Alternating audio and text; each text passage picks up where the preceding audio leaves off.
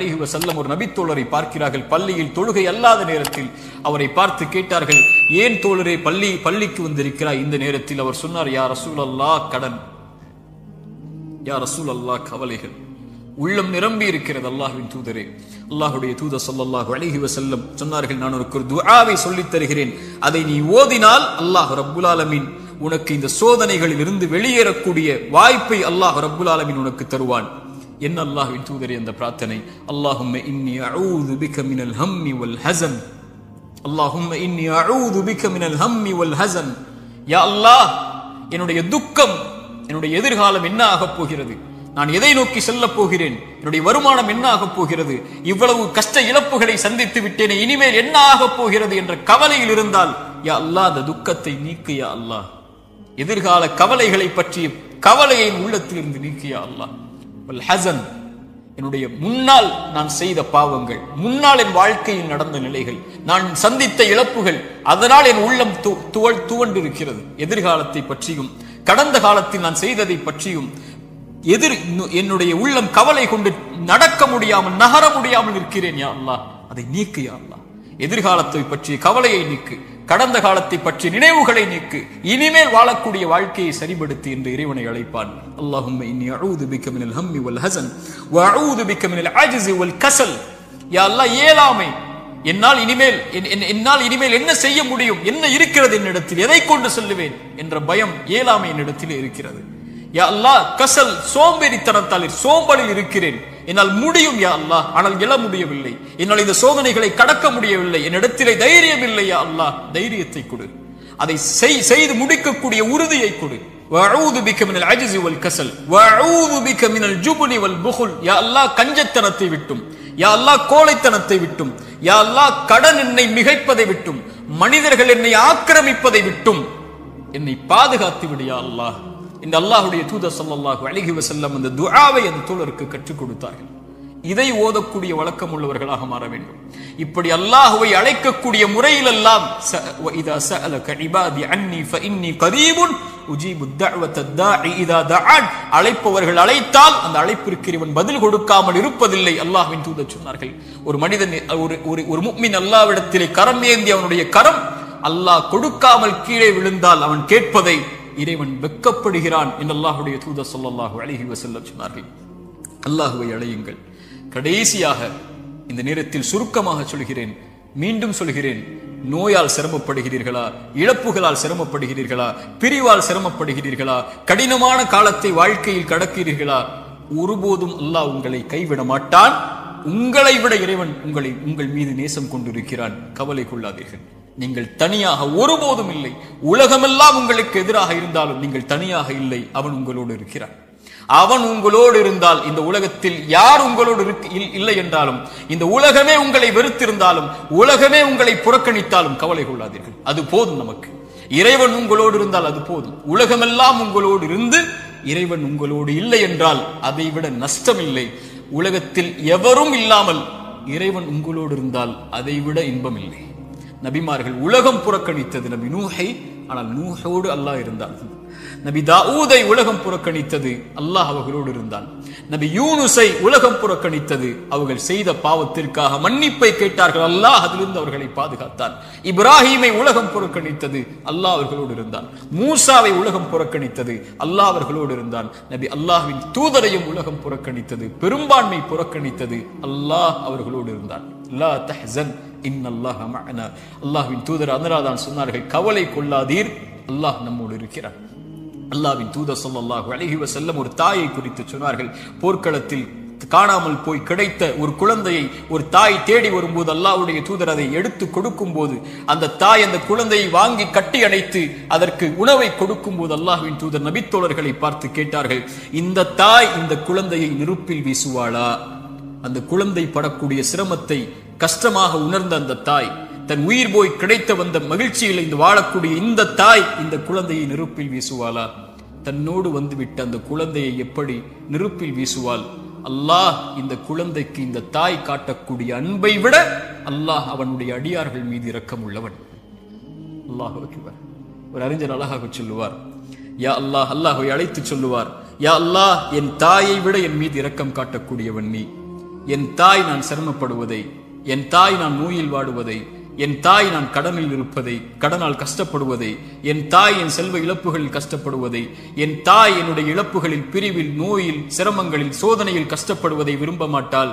என் தாயை விட என் மீது இரக்கம் உள்ள நீயும் விரும்ப மாட்டாய் யா அல்லாஹ், அதை எனக்கு இரக்கம் காட்டு, இந்த சோதனையை நீக்கென்று அல்லாஹ்வை அழைப்பார்கள் அறிஞர்கள் இந்த ஹதீஸை கொண்டு. அல்லாஹு அக்பர். அல்லாஹ் உங்களை ஒருபோதும் கைவிட மாட்டான்.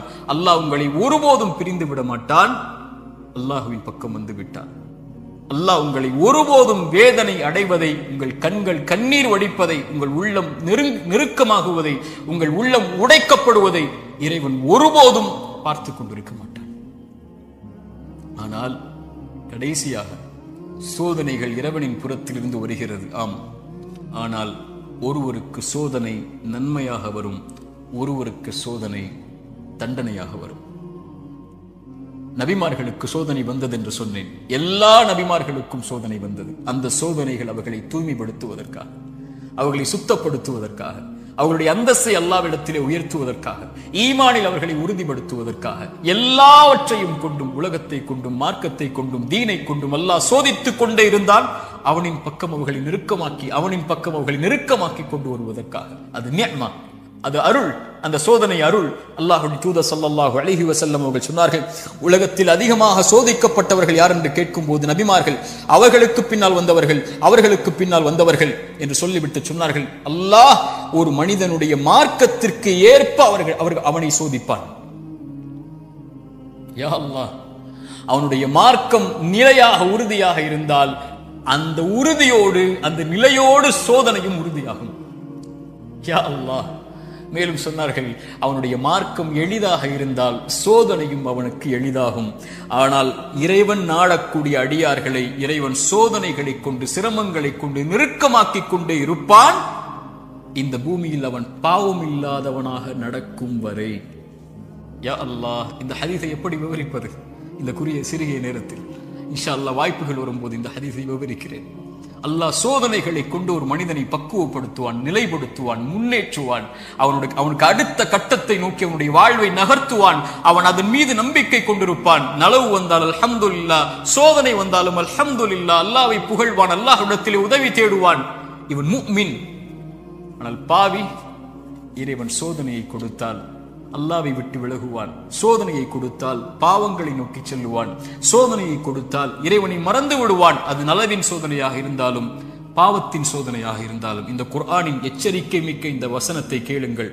ஃபலம்மா நஸூ மா துக்கிரு பிஹி, என் நினைவை விட்டு நீங்கள் மறந்து வாழும் போது, ஃபதஹ்னா அலைஹிம் அபுவாப குல்லி ஷை, வானத்தின் கதவுகள் எல்லாம் திறக்கப்படும், என்ன வேண்டுமோ கிடைக்கும். ஹத்தா இதா ஃபரிஹு மா ஊது, அல்லாஹ் கொடுத்ததை கொண்டு அவர்கள் நிம்மதியோடு வாழ்ந்து கொண்டிருக்கும் போது, அது சோதனை என்று அறியாத அந்த பாவிகளுக்கு அஹத்னாஹும் பக்ததன், திடீரென்று அல்லாஹ் பிடித்து அவர்களை நஷ்டவாளிகளாக மாற்றிவிடுவான். அல்லாஹ்வின் தூதர் ஸல்லல்லாஹு அலைஹி வஸல்லம் சொன்னார்கள், அடியானுக்கு அல்லாஹ் ஒரு சோதனையை இந்த உலகத்திலே விரைவுபடுத்துகிறான் என்றால் அவனுக்கு அல்லாஹ் ரப்புல் ஆலமீன் நலவை நாடுகிறான். அல்லாஹ் அவனுக்கு சோதனையை தாமதப்படுத்துகிறான் என்றால் பாவங்களின் காரணமாக நாளை மறுமையில் அவனுக்கு அல்லாஹ் ரப்புல் ஆலமீன் அதை கொடுப்பதற்கு அல்லாஹ் காத்திருக்கிறான். தீயதாக நல்லவருக்கு சோதனையை உலகத்திலேயே கொடுத்து அல்லாஹ் அவனை நெருக்கமாக்கி விடுவான். பாவியை விடுவான் அல்லது பிடிப்பான். பிடித்தாலும் விட்டாலும் அவன் அழிவது நிச்சயம். அல்லாஹ் ரப்புல் ஆலமீன் அப்படிப்பட்ட பாவங்களை விட்டு அல்லாஹ் எம்மை பாதுகாப்பானாக. நல்லவர்களுக்கு சோதனை அருள். அவர்கள் அனுபவிக்கக்கூடிய ஒவ்வொரு கண்ணீர் துளிக்கும், ஒவ்வொரு சிரமத்திற்கும், ஒவ்வொரு கவலைக்கும், ஒவ்வொரு துக்கத்திற்கும், ஒவ்வொரு அழைப்பிற்கும், அவர் காலில் ஒரு முள் தைத்தால் கூட அவர் படக்கூடிய இன்னலுக்கும் அல்லாஹ் பாவங்களை அழித்துக் கொண்டே இருப்பான். ரசூலுல்லாஹ் சொன்னார்கள் ஸல்லல்லாஹு அலைஹி வஸல்லம், ஆனால் பாவி படக்கூடிய ஒவ்வொரு சோதனையும் அவன் மீண்ட அல்லாஹ்விடத்திலே செய்த பாவங்கள் எதுவாயினும், அவன் கடந்த காலம் எதுவாயினும், எவ்வளவு கொடிய பாவங்களை வைத்திருந்தாலும் அவன் பாவத்திலிருந்து விலகாமல் சோதிக்கப்படும் போது நன்மையை நோக்கி செல்லாமல் இருந்தால் அவனுக்கு இந்த உலக வாழ்வும் மறுமையும் அழிவுதான். சோதிக்கப்பட்டால் உள்ளத்திடம் கேளுங்கள், நன்மையில் இருக்கிறாயா, பாவத்தில் இருக்கிறாயா? நன்மையில் இருந்தால் இது உனக்கு அருளின் சோதனை, முன்னேறு. வெளிச்சம் உனக்கு முன்னால் இருக்கிறது, நடந்து சென்று கொண்டே இரு. இந்த இருள் நீங்கிவிடும். இருளுக்கு பிறகு பகல், துன்பத்திற்கு பிறகு இன்பம், நோய்க்கு பிறகு சுகம். இப்படி உலகம் மாறி மாறி உனக்கு கொடுக்கும். ஓடிவிடு நன்மையை தேடி. வெளிச்சம் உன் வாழ்க்கையில் விரைவில் வரும், மிகப்பெரிய வெளிச்சமாக. நீ ஒரு மாதம் சிரமப்படுவாய், ஆனால் நீ கடக்க வேண்டிய இந்த மாதத்தை அல்லாஹ்வின் நம்பிக்கையில் நன்மையில் கடந்து விட்டால் நீ வருடம் முழுக்க நிம்மதியோடு இருப்பாய். 3 நாள் 4 நாட்கள் நோயில் சிரமப்பட்டால் கவலை கொள்ளாதே. அந்த நோயை அல்லாஹ்வின் நன்மைகளை எதிர்பார்த்து காரணிகளை எடுத்துக்கொண்டு களி. அல்லாஹ் உனக்கு அதற்கு பிறகு மிகப்பெரிய சுகத்தை வைத்திருக்கிறான். ஆனால் பாவத்தில் இவை அனைத்தையும் நீங்கள் சந்தித்தால், பாவம் உங்களிடத்திலே இருந்தால், யா அஹி யா உக்தி, என் தோழரே, என் சகோதரியே, அல்லாஹ்விற்காக அதை விடுங்கள். அல்லாஹ் உங்களை அரவணைக்க காத்துக் கொண்டிருக்கிறான். அவனை நோக்கி வந்து விடுங்கள். உங்கள் வாழ்வின் கவலைகள், பிரச்சனைகள், துன்பங்கள் இவை அனைத்தையும் இறைவன் நீக்கி விடுவான். அல்லாஹ் அப்படிப்பட்ட வாழ்வை எமக்கு தரட்டும். அல்லாஹ் இந்த அறிவுரை எனக்கும் உங்களுக்கும் அறிவுரையாக்கட்டும். இதன் மூலமாக என்னுடைய வாழ்வை இறைவன் செழிப்பாக்கட்டும்.